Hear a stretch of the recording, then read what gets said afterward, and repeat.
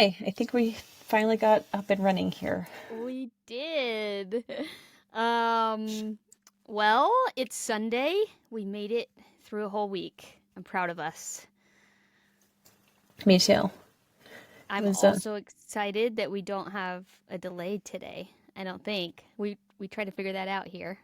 yeah, well, it's been lemony snickets kind of morning, so we've If anybody can handle a lemony snickets morning, it's you. yeah, we've done some really good troubleshooting, and my wonderful internet provider, we won't name it, but we will say it's a satellite internet provider. It Yeah. is overcast today, and now I have no bandwidth, so I'm actually joining from my phone. Mm-hmm. So yeah, I'm interesting to see this audio quality since I'm got kicked off the new mic. You sound beautiful in my headphones. It That's sounds great. honestly all that I care about. I know. It's all you should care about. I was actually just thinking about the fact that the connection is not working as well on an overcast day. It sounds very metaphorical of something. I'm not sure yet. I'm gonna think through that one. I feel like we can come up with something real creative for that one. Yeah, it's like how people in Seattle are more depressed because the sun isn't out as much. It's true. The internet's depressed right now. That's what it is. The internet is depressed. The internet should have space. It deals with a lot It daily. just needs a little vitamin D, I think. That's all it needs. It's all it needs. So All I right. I actually after we did that episode on Sunday, I was thinking about the Dunning-Kruger and John was actually reading Reddit, which Reddit has some great stuff. I was actually thinking maybe at some point we'll read some Reddit stories and discuss them because man, there's some good forums on there. But he came across one about the Dunning-Kruger and I was like, "Oh man, we need to share this story about what inspired the Dunning-Kruger research because it's really funny." So I'm going to read you the story of what inspired the researchers to study this phenomenon, okay? Okay. All right. So in 1995, MacArthur Wheeler robbed two banks with lemon juice on his face, believing that it would make him invisible to the security cameras, similar to invisible ink. Wait, no. No, he didn't. He sure did. Oh my God. It gets better. No. He even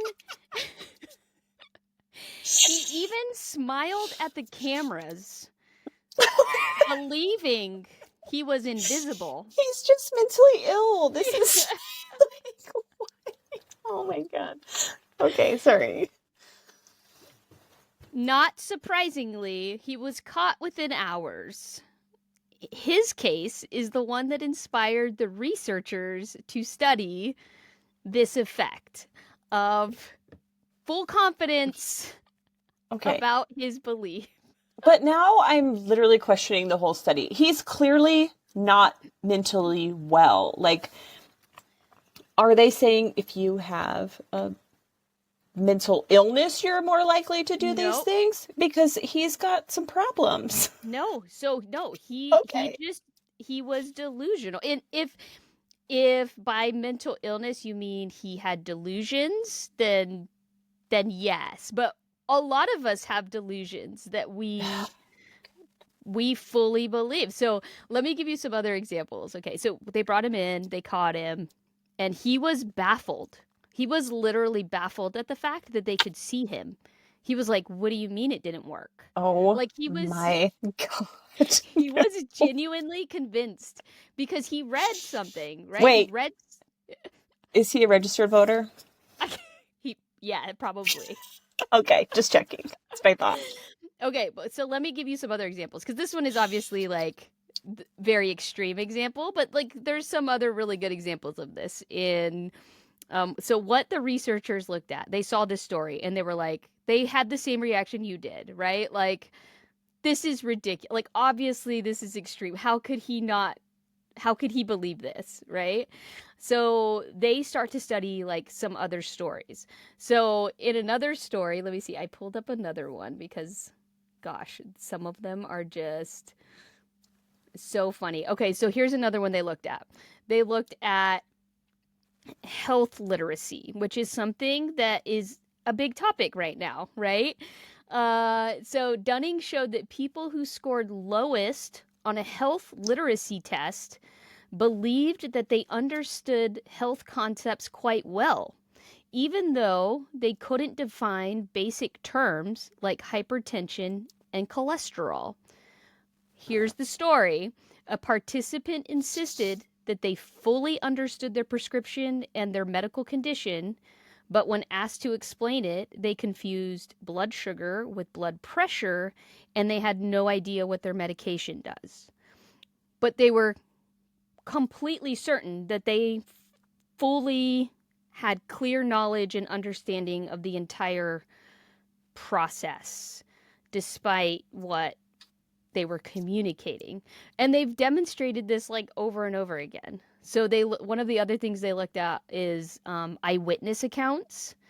So a lot of people who give an eyewitness testimony have high confidence in their memory. They're like, absolutely, this is what I saw, this is the person, and they're like fully confident. And then obviously we have stories of when that is not true. That's just why eyewitness accounts aren't really good anymore. They're not really useful anymore, like as much as they used to be. Yeah, now that we know. Mm-hmm. Yeah. I actually have a good eyewitness account story, like a personal story. Yeah, let me hear it. So in February, I was rear-ended by a vehicle in my Tesla, and the car, I was stopped, and then the car coming up behind was stopped to make a left-hand turn, and the car coming behind me was just like speeding on this road, didn't see me. I think they were probably looking down, changing the radio. I don't know what they were doing, but they weren't looking at the road. And by the time they did look up, they saw that I was a stopped car in front of them, and so they tried to swerve out of the way, hit the back corner of my car, flipped into the air, and then flipped over across the lane, the other lane. In the meantime, a huge semi-truck like comes barreling past in the other lane. So when the cops came to like check everything out, the eyewitnesses said that the semi-truck hit the car, and that's why the car was rolled over. I didn't see anything because I wasn't facing the direction that the car hit me because it hit me from behind, so I couldn't see anything.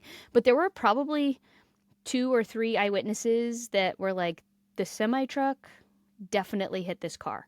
So the cops were like, we need all the video from your Tesla. Like, we're going to go after this semi-truck driver. It's a hit and run.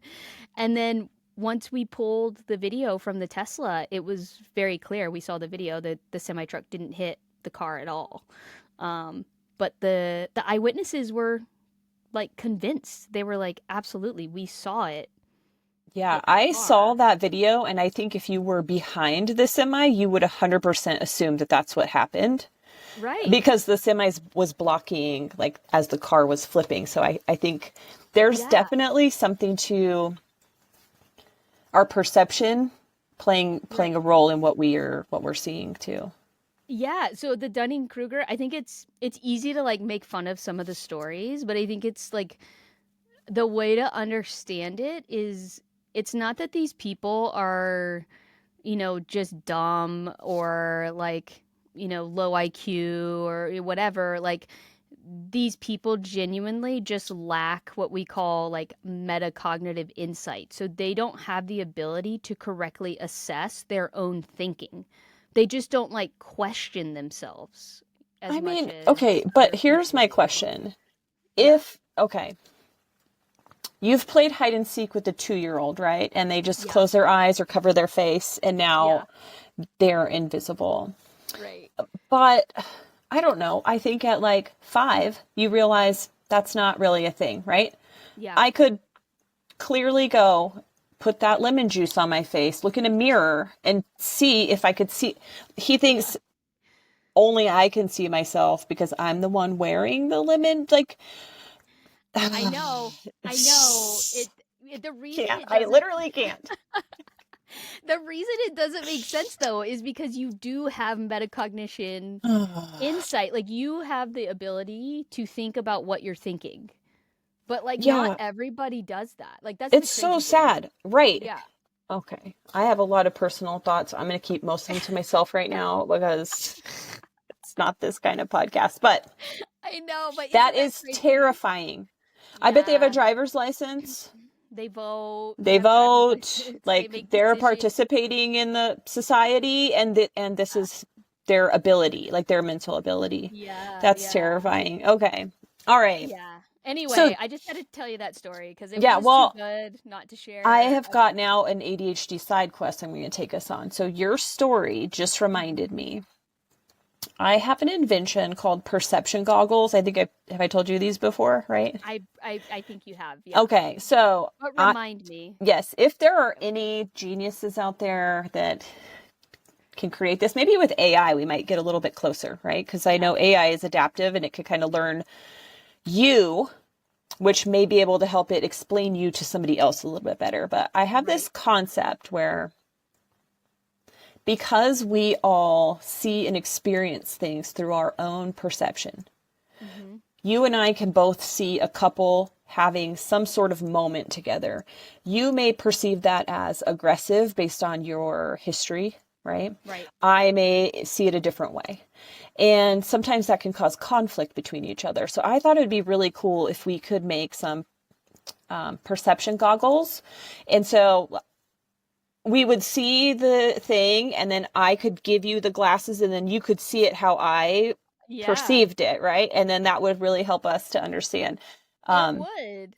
Or we can do something like, this is crazy, like ask each other questions. Like, I think that even right. then, there is still an inability, like until I see it with my own eyes, is a Oh, really like I a know. big default that we go It back to. is. And Yeah. communication, as we know, right, part of this whole thing is learning to communicate better and communicate our experience. But I don't think a lot of times we recognize that something we just have seen Hmm. has our own bias built into it.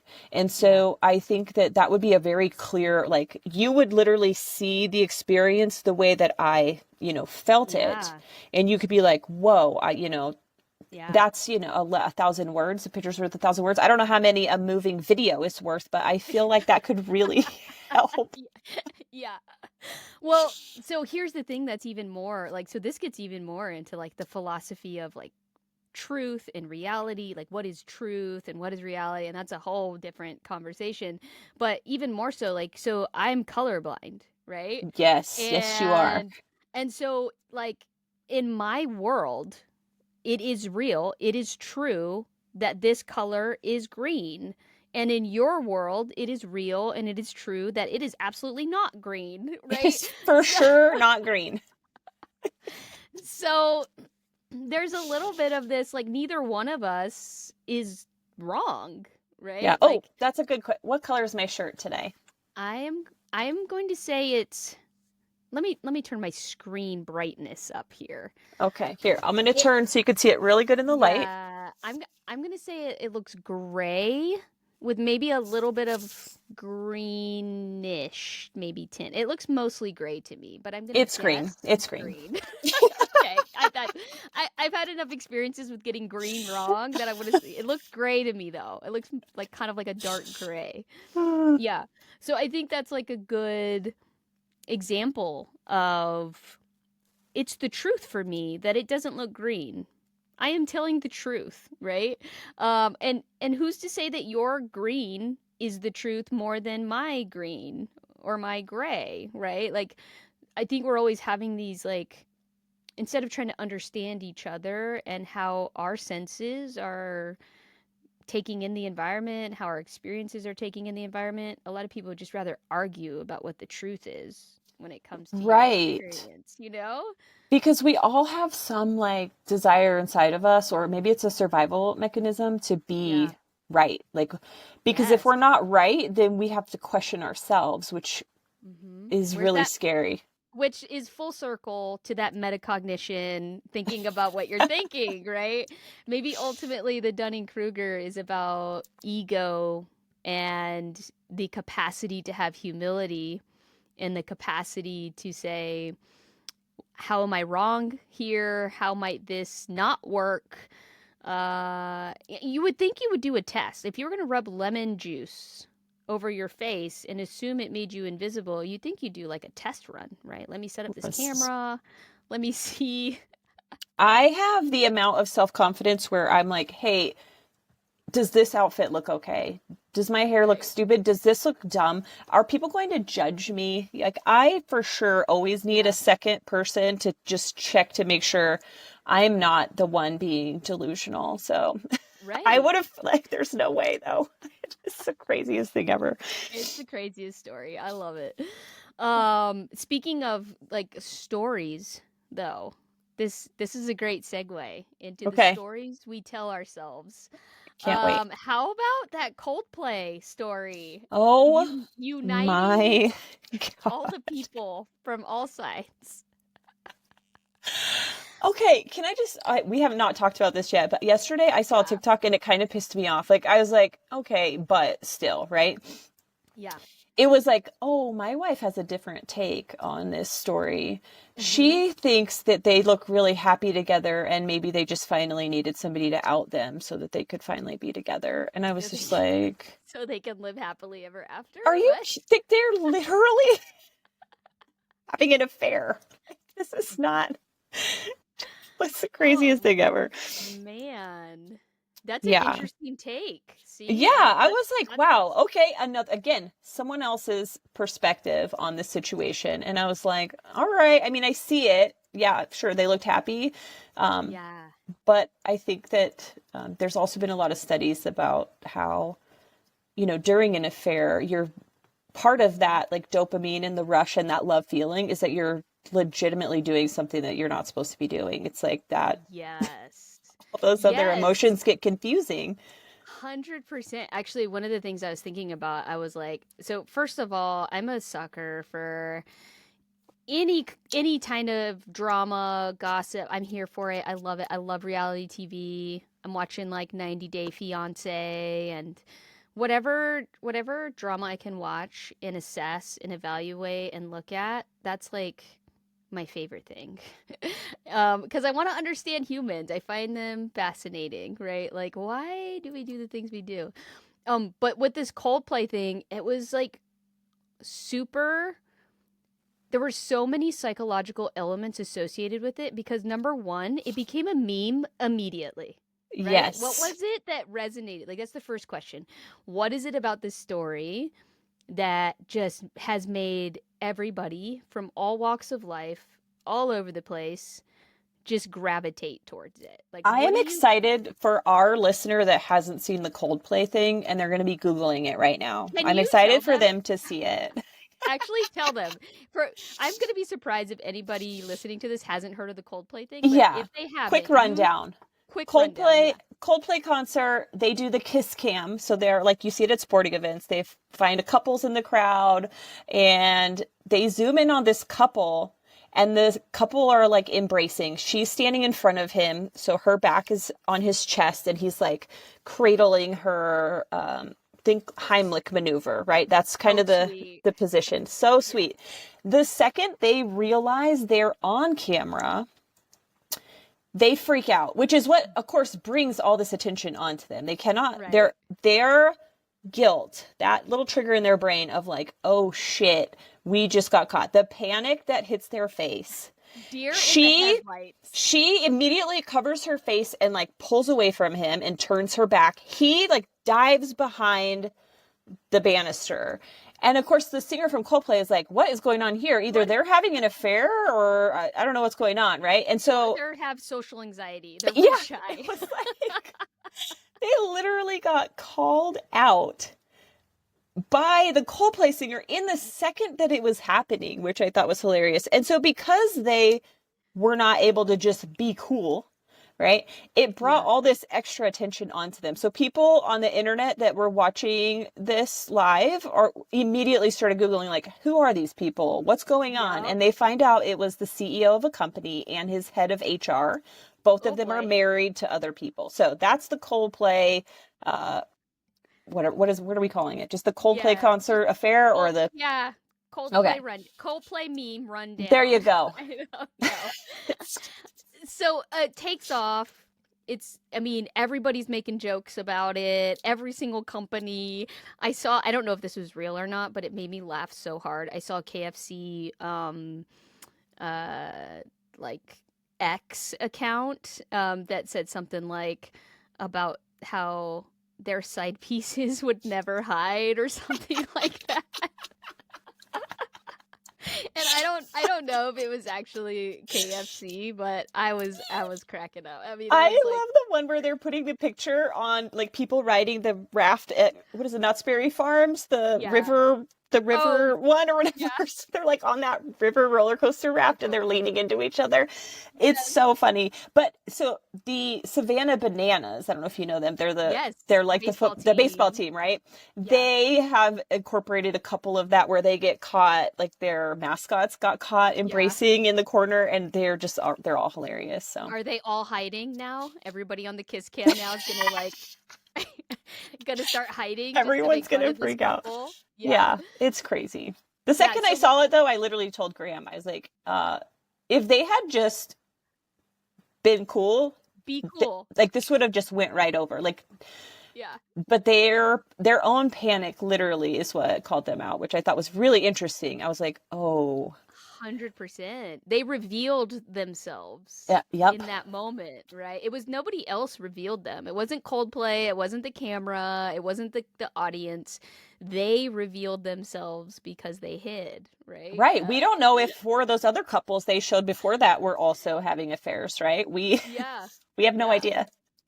100%. So there's a good psychological thing to recognize there is we are revealing ourselves all the time without even knowing it by the way we respond and the way we interact. So you can actually get really good at, kind of identifying what's going on with somebody just by paying attention.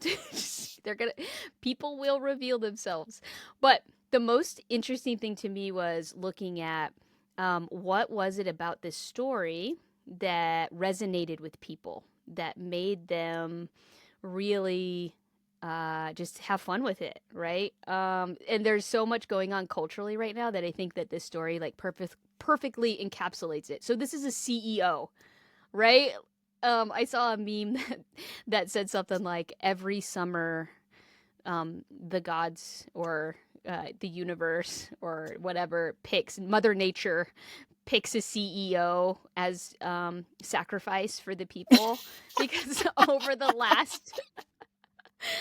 last like 4 summers we had like a CEO do something really ridiculous or have something really ridiculous at like the submarine implosion thing and what was the other one there was a couple things that happened but so one it's a CEO and right now people are struggling, right? I mean, the economy, if you look at on the ground, people are struggling to, pay their rent, get food, pay their bills, pay for medical care. And so we don't feel very good about these billionaires who are just kind of doing whatever they want and behaving however they want. So there's that part where it's like this, what is the German word? Like the Schadenfreude or whatever. I think that's how you say it, where it's like you get pleasure out of somebody's demise. Like it's fun to Oh, watch somebody fall, right? Somebody fall from grace where you're like, haha, that's what you get. We kind of project our frustration with power and money and onto these public figures. It makes us feel good psychologically to be able to just kind of laugh like you get what you deserve, right? So there's like that psychological part of it. And then there's the other part of it is he was with the head of HR, right? she's Like, like, okay. So the other thing I saw that was just like internet gold. yeah. You've watched The Office before? Absolutely, yeah. Okay, so Michael Scott dates Hmm. the head of HR, and they start doing their like, we're gonna get ethical, right? Let's Yeah. get ethical, Ethical. ethical. Yep. And they're like, oh, we're not gonna kiss, we're not gonna kiss, right? Uh-huh. They're doing all this obvious stuff in the office. So everyone in the office knows what's going on, What's but like happening? they Yeah. think that they're being all covert. But so I loved that a literal Michael Scott clip was Yes. like, you're like, whoa, another one that's just coming true. It's happening Yes. everywhere. But it was a good Ex- laugh. Because when well, we and watch that show, you're like, how ridiculous is this, right? right. And that's why it's funny. And then you see it in real life and you're like, Yes. oh, real life is also funny Yeah. in the And then saddest way. well, and that's why this story is so great because it reminds you that art is reflective of the true human condition. Like Yeah. we need art like The Office, right? Or even like our myths, right? So we can even look at like um this is kind of classic like Greek mythology here, right? We have the person who is delusional. They believe that their power shields them from any kind of consequences. This guy probably got away with doing a lot of shady ass shit for a long time, right? Where nobody ever said no. Like he was probably just used to getting away with stuff because he probably has a lot of money and a lot of power. So there's a lot of hubris there. But like, Icarus, he decided to fly too close to the sun, which would be the Coldplay concert, right? The classic fuck around and find out. Correct, right? So he flies too close to the sun. He's like brazen about it, right? He's got this girlfriend with him and he's just out there having a good time. Not only did he have his girlfriend, but they have another person from HR with them apparently as well. So there's like other people Oh, I involved. think I just saw something that said that that was not true, that it was Oh, that okay. It that was a wasn't. just a random person, yeah, Oh, okay. that was, Well, I think, speculation, but yeah. that makes it even better. Like at Yeah. least she's not another HR Thank person. God. Thank God, right? So he's got like this. It's this classic Greek pattern of I can do whatever I want. I'm not going to have any consequences. And then I fly too close to the sun, and then I fall, and now everybody creates a meme about it because it's all funny when we see somebody have to kind of have some humility, right? And it's just like classic human condition. I mean, this is like every story, everything you see. We project goodness onto people. So like with the HR person, right? We kind of like seeing like this is a person responsible for like ethics and morals and like protecting people. And then when we see that the HR person, the guardian of goodness, is in fact a co-conspirator in an affair, Well, there's a part of us that feels more comfortable with our shadow sides where there's like, oh well, I don't have to feel as bad, at least I'm not doing that, right? I think there's a uh huge misconception with what HR's job actually is, right? HR mhm. is really there to protect the company, Right. not the people, which is why unions were formed. But everyone always Yeah. thinks like, I'm going to go to HR and they're going to whatever. Their job is to protect the company from getting sued. So yeah, but I see what you're saying. Yeah. Yeah. I Yeah. just want to say this before I forget it. Absolutely. I love that you just tied the Greek mythology in with like the original memes. Yes. Like all of that. People Absolutely. tend to think that it's like AI is new or this is new or this is the new thing, but if you look back, it's just replacing the old No. antiquated thing with something that is, it's just a replacement. So I really liked Correct. that tie-in. Yeah, I think that's the thing is if you study literature, and look at myths, look at stories, look at philosophy. We just literally are repeating the same archetypes over and over and over and over again, the same Greek myths and, betrayals and things like that. So even if you look at the dynamics here, there's power dynamics at play here as well, right? Between the CEO and this HR person. So even though she is an autonomous adult female, she can make her own choices. There is a power dynamic here, Yeah, and we for don't sure. know what that situation looked like for her either. right? But the reality is he's the CEO. So, yeah, he should be getting shit for this because he is in a position to cause her to lose her job, right? Um, and so we see that in all of our myth stories, right? It's always kind of the thing I liked about this is you can tell the cultural shift because a lot of the people talking about it are putting the focus on him, the CEO, whereas Yes. Thank God. whereas thank God, right? Whereas historically the focus used to be almost all the time on the woman, Yep. right? Like she's this, she's that. She's the home wrecker. Yeah, Right. exactly. Right. Yep. The Um man got away with everything.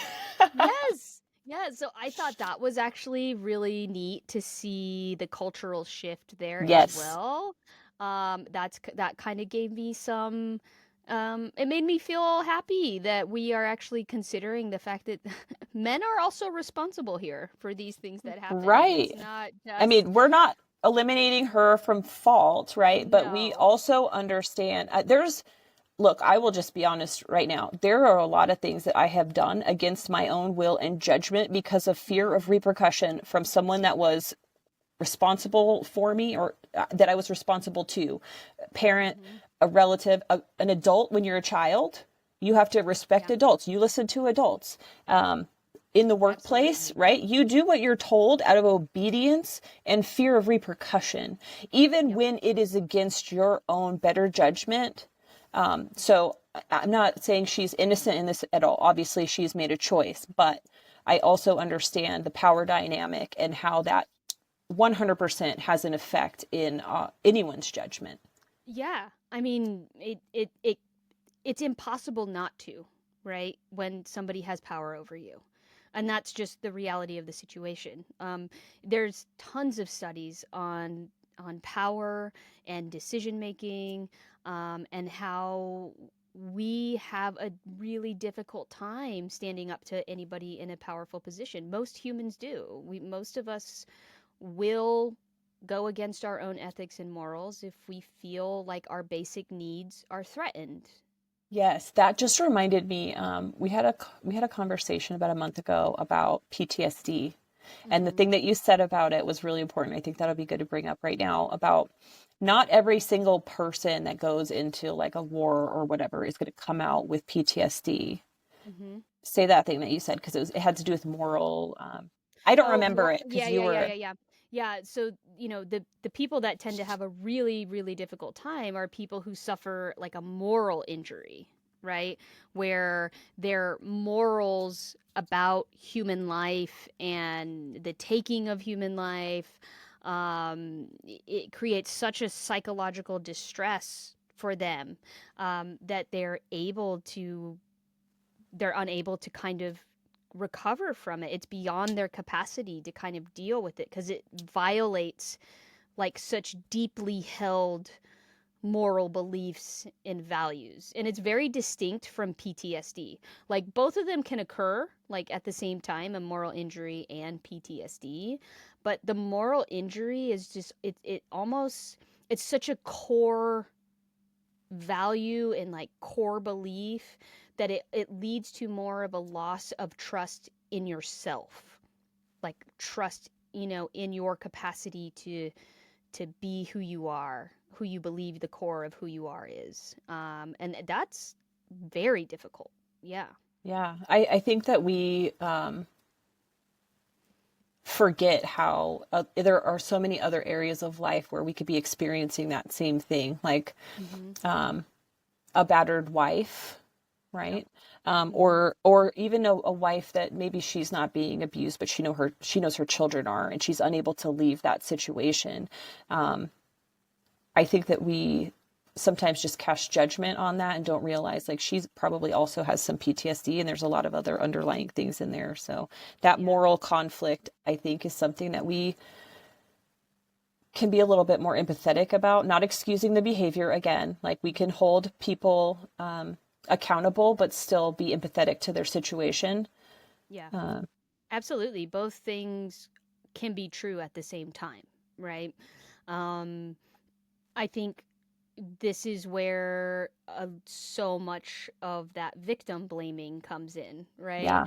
Yep. Where we start to blame people for their own traumas and their own, and and the reality is that none of us knows how we would react or what decisions we would make given the same set of circumstances or given the same set of experiences. And I'm not talking specifically about the Coldplay couple, but just in general in trauma, right? Just going back to your example of like having somebody who's in a relationship where the children are maybe being verbally or physically abused and they don't know how to get out, and they're having some cognitive dissonance there, like with loving this person and not wanting their kids to lose access to resources. And, this is our very like nuanced and really difficult places to be in as a person. And so I think you're right that like we have to be careful also with like the victim blaming part and recognize that we really are only getting a meme of this Yeah. experience. Like at the end of the day, like we don't really know either of these people. We don't know how they came to the decisions they came to. Um, and at the same time, obviously, cheating on somebody is not okay, right? We've kind of all, I think, agree that it's morally questionable to have a commitment with somebody and then to just disregard that commitment. We don't know if they have an open marriage. Like Right. maybe both of them have an open marriage, right? And maybe it's all consenting adults. Like at the end of the day, we don't know. So a lot of this kind of meme creating as well is us projecting our own um, comedy onto it, right? And our own thoughts and our own judgments. And that's okay. It's okay to have fun. It's okay to have fun with it as well, I think. They say laughter is the best medicine, so. It's true. It's true. But something psychologically. So that was kind of the why do we like the meme? Why did we meme it so fast? Mm-hmm. And I think a lot of it was just because it's funny to watch somebody in power fall. We all kind of enjoy that because most of us feel powerless right now. We feel powerless in the current situation that we're in, and so psychologically, it feels good to watch power fall, right? Um, and then the other part of the psychology is how do people get themselves into these situations? You talked a little bit about that earlier. Like nobody just decides to cheat on their spouse overnight, right? And I think from a psychological perspective, something I thought would be really interesting to talk about is how a lot of people mistake secrecy for intimacy. So that is a common um, phenomenon that there's a lot of people who feel like, oh, if we have this secret that is just between us, it feels like intimacy because it's something that only I have and something only you have, and it can mimic a feeling of closeness, but it's an illusion, right? Yeah. It's not true intimacy. I think it's easy for us to get in those situations, not just with cheating, but to feel a sense of closeness and a sense of false intimacy with people that's not actually there. In my psychology class, one of them that I took, Hmm. it was talking about some experiments that they did where they would have people like run really far or like climb something. So they're doing an actual like physically stressful activity. And at the end of that, they would have like a pretty lady at the end, right? Yeah. And so that dopamine or whatever they had already going on in their body, just seeing the woman and having her interact with them after having a physically stressful Yeah. situation made them feel like the woman was more attracted to them. They were like, oh yeah, she Yeah. is in love with me. Like their own body chemicals also added onto that. And I think when Yes. people are in those situations where they're being taboo and whatever, it is literally stressing them out and increasing all those same Yeah. hormones. And they are mistaking what what is this feeling that I have, right? It's obviously a Yeah. good feeling or they wouldn't be doing it. They wouldn't be risking it all, but Right. Well, it's the same phenomenon as believing that the Hooters waitress is in love with you. Exactly. I can't- Why is Hooters still a thing? I feel like that's I don't their know. food's not okay. Get mad at me if you want to. I don't like Hooters wings. I don't think I have eaten there. I've never been like, yes, can't wait to get that food. Like, no. No, yeah. There's I've never eaten at Hooters, lucky. unfortunately. I would love to try it. I am just never Again, tried it. never by choice, right? I have Yeah, done a lot of things against my own judgment because I was in a right. situation where I couldn't say no. Yeah. Yeah, terrible. But Yeah, but you see a lot of people, right? They get into these situations where they're mistaking an interaction for intimacy or closeness or interest. We see this in therapy as well. This is not an uncommon experience to have clients fall in love with their therapist. And it's because, these people who come in a lot of times have never been truly listened to. They've never had somebody reflect back their emotional experience and mirror for them what they're experiencing. And so just because they are experiencing this for the first time, they attribute these, chemical reactions in their body as love, right? And it's not actually love, it's not actually interest, it's not actually any of those things. But it's easy to get into a situation where you start to mistake that dopamine, that serotonin, that oxytocin for love. And I think that's what a lot of people find themselves in those situations, unfortunately, right? yeah, this is not a brag. So just take it. But just in my own experience in the corporate world, right? And I have Mm-hmm. been in the corporate world for a while. I was a 911 dispatcher. So I worked for the sheriff's department. I have been in the medical field, so emergency room technician. Yeah. And then I got into cybersecurity, configuration management, those kind of things. So, but people in the workplace, I think, are even more susceptible to this because the work environment is also like a drudge. So if you're having a rough day at home and work sucks, if you can get anyone to listen to you, which typically was me because I am a people pleaser. And so somebody would come in and I would be like, I can immediately tell, hey, so and so seems down today, right? Hey, what's Mm-hmm. going on? Oh, I think my wife is having an affair. Like, okay, why are you telling me this? Um, and two, that's terrible. Like I Right. become immediately empathetic to that situation. Mm-hmm. And so I have kind of been that ear in the Mm-hmm. workplace where people have confided in me. And I think it's because I am typically pretty open with my own experience. And so they feel that I'm maybe a safe place for them to open up. And I don't have a problem with that, right? Like this has never been, it's become problematic once where I had to be like, hey, dude, we're not talking anymore. And it's like, Yeah. this guy was like, I'm about to leave my wife of 17 years because I'm in love with you. And I'm like, no, no, Oh no. God. Like, Yeah. I He apologize right now mistook your because kindness. Yeah. and I say I love you to my friends, like, Right. because I do have love for them. And so that I'm like, okay, I need to start checking my own actions. Like, what is it that I am putting out there that's making these men think that I am in love with them? Right. Or that it's more than just I'm literally trying to be there for you as a friend, Yeah. right? Yeah. Yeah. Well, I mean, again, they're going to think the Hooters waitress is in love with them. So I Exactly. don't Yeah. think, I think when you're that depressed, it's like, oh, anyone's talking to me, I'm in. yeah, Um, somebody's paying attention to me, immediately in love.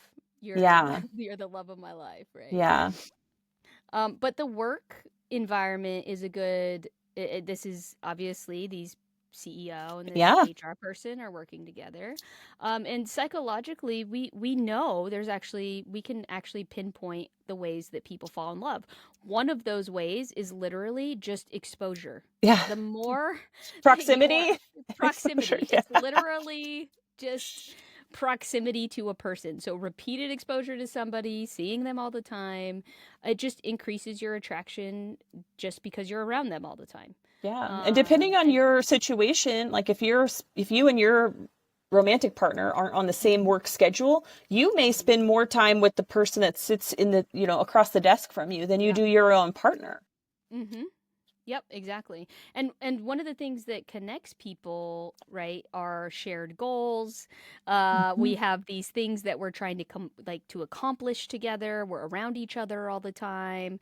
We're kind of going through life. You're spending so many hours with people that you work with, right? So it definitely can be a situation where some people mistake being a good friend, being a good coworker, just being nice with more feelings if the things outside of their home aren't where they would like them to be, right? And that's not anything that necessarily you're doing. But once, like you said, once you're aware that this person is having these thoughts all on their own, then at that point, that's where you put the boundary up and like, hey, this is not it, right? Like, Yeah. because you've miscalculated what's happening here. Yep. Which going back to that power dynamic is hard to do, right? Like if he was the one, maybe she was just being extra helpful, extra nice, extra whatever, and then he mistook that for interest or, whatever, like that puts her in a tricky spot too, right? Like that can be difficult for people to navigate for sure. Yeah. I also think that I think that we're all vulnerable in some way to attention, right? And so my last marriage ended because of an affair. My ex-husband had an affair, and I was able to understand how that happened, right? Like yes, I was mad. Yes, I was hurt. But I also could tell before the affair started, I was like, he's having depression. Like there's a lot going on here that is out of character for him. Like I could see that he was struggling.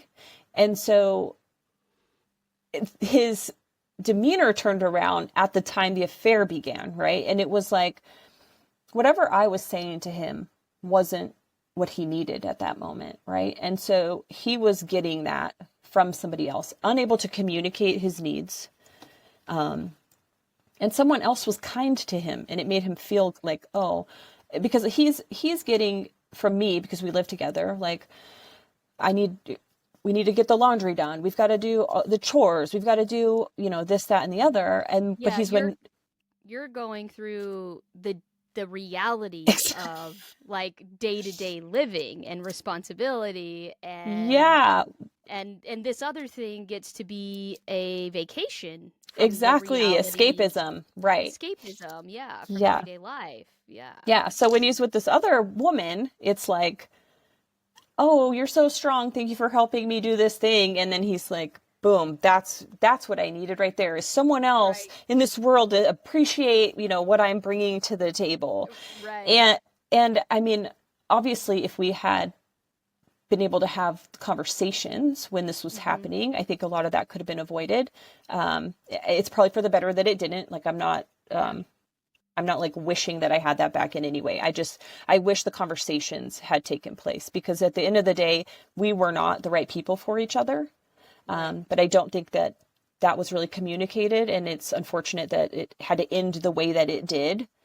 Because I do think some relationships just run their course, and that's fine. We've reached the end of it being something, beneficial to both of us. And at that point, we have to make that decision together as a couple, what we want to do. I didn't get to make that choice at that point. He made the decision for us, essentially.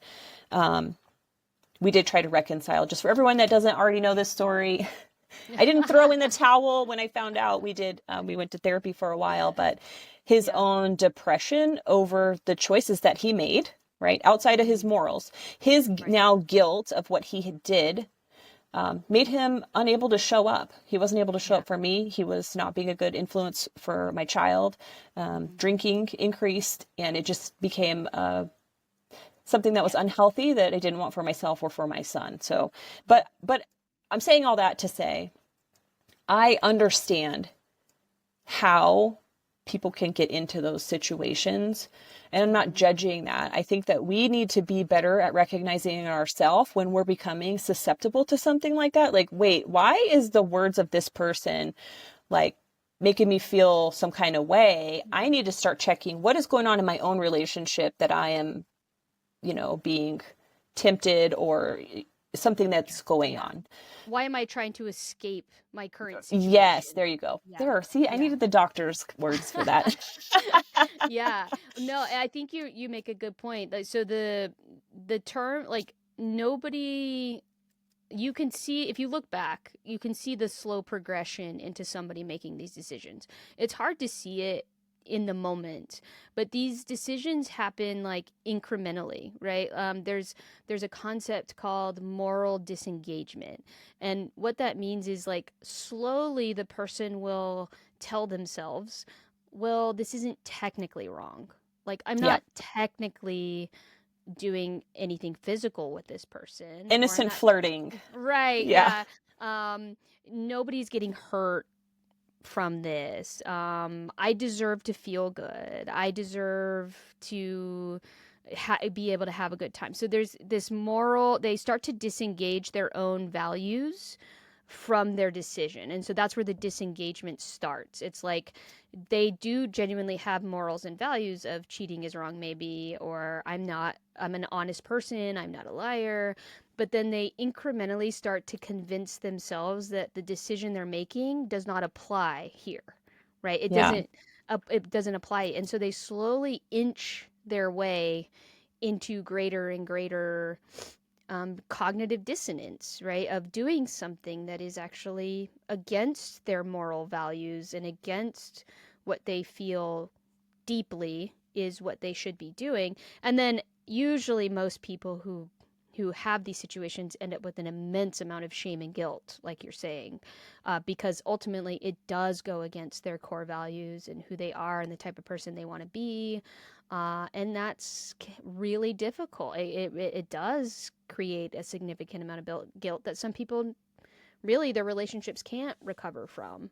And that's difficult. So using this situation with this meme, right? It's a great mirror for us to say, where are the areas in my life where I'm engaging in this kind of moral disengagement, where I think that I'm the exception, or that this situation is the exception, and it's not just with relationships, but even like places of power. Like there's a power dynamic in this relationship. Like, are there places in my life where I'm like colluding with systems of power, where I am, not saying anything when I think that this person is being treated unfairly or being treated wrong, and I'm just kind of not being helpful, right? Like, especially for me as a doctor, I have influence over the people I work with. And so for me, like, I am in a position of power where it's important for me to recognize the power differential that I have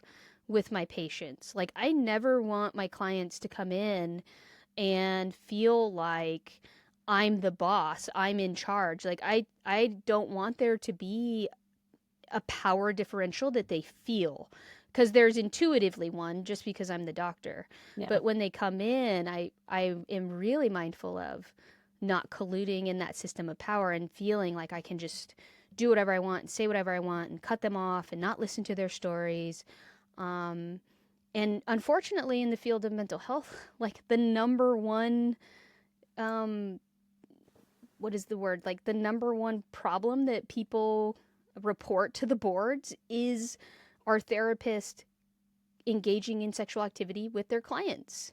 It's the number one reported, um, problem. And that's unfortunate, right? And so that's where you see these, um, people lacking the ability to look at their behavior and how they're. It's the delusion that we talked about earlier. They're all Yes. putting the lemon juice on and they're like, Yes. nobody's gonna know. Yes. Yes. So we have to ask ourselves, we have to be willing to use the mirror, right? How am I, what can I learn from this story? Are there areas in my life?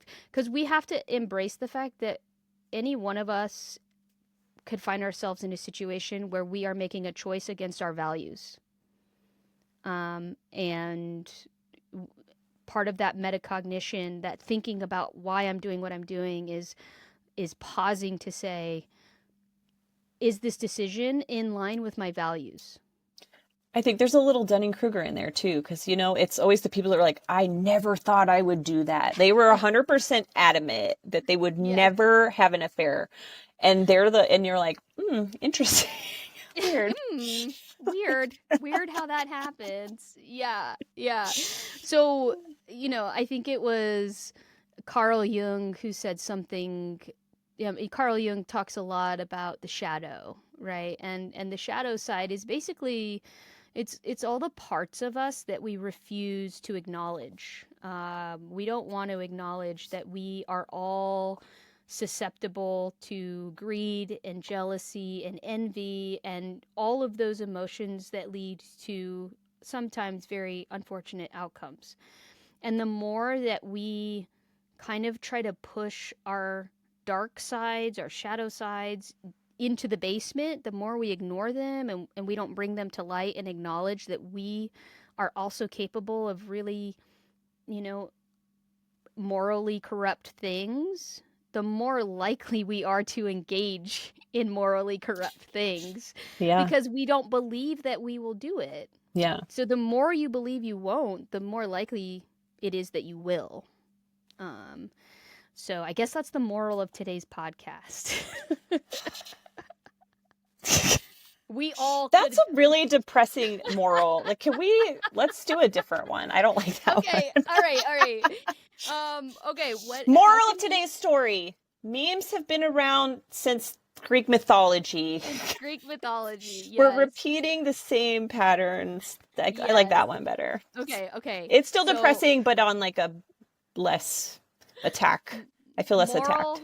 Moral of the story. We Okay, all have a shared humanity, and we can all relate to, the experiences of others around us through our stories, through our myths, and through our memes. Myths and memes. And through our memes. So embrace the memes. Keep sharing the memes. I think there's a t-shirt in there. It's like meme, the original, I don't know. Mythology, the original mythology, memeing since when did the Greek mythology become a thing? Like, let's make up a year. 600 BC. Yeah. I don't know when it was. I'm gonna go. I don't what? know. Oh, no. I thought you knew everything. I got it. Memes, the original Greek tragedy or something like that. I think it needs to be myths. Oh, myths. Memeing since 600 BC. We're going to work on it. Let's okay. Work on it. Well, we'll have a focus group. If you guys have any ideas, email us. Put it in the comments. Anything else before we finish up? We're literally almost at an hour already. No, this was good. This was totally freestyle, and I liked it. So it was great. After 1 hour of technical difficulties, we pulled it together. Somehow we keep pulling it together. Actually, I know.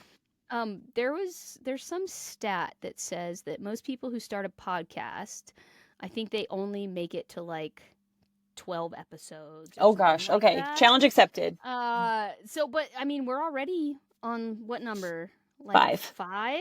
Yeah, number 5. Look at us. We're doing it. So now this has actually become my weekly ritual. I actually am enjoying it. So even if we only just keep our 17 listeners, which we love you. Thank you. We love you. I think we had 24 listeners. We gained some. Go. Thank you. I also try to capitalize off of that Coldplay trending. Yeah, we're going to add those hashtags in on this one. You got it. Yeah, exactly. Add the hashtags. See if we can get more traffic. We're going to go viral. Okay. All right. Have a great week. All right. Love you. Bye. Bye.